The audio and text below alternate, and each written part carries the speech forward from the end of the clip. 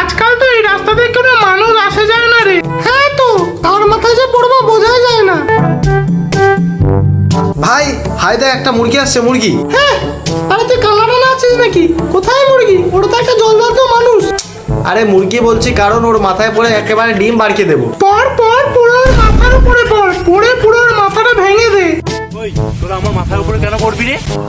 শালা, আমরা যখন কাঁচা ছিলাম তখন তো আমার ভাই বোনগুলোকে বেশ শ্বাস বাড়িয়ে খেয়েছিলে।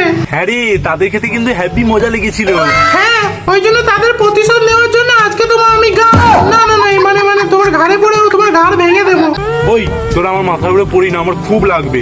ওই তুই হাঁ করে কি দেখছিস? ওর মাথায় উপরে পড়ে ওর মাথাটা ভেঙে দে তো দেখি। হ্যাঁ ভাই, পড়ছি। এই নে সালা। ওই না না না না না, ও বাবা গো, এ তো আমাকেই ধরে নিল। ওই যতই মারো তোমাকে গার্লফ্রেন্ডের নম্বর দেবো না। বলবি আলতু ফালতু। এবার চুপচাপ চল, এবার তোকে পিঠে বানিয়ে খাবো। যা সালা, এ তো আমি ফেসে গেলাম রে।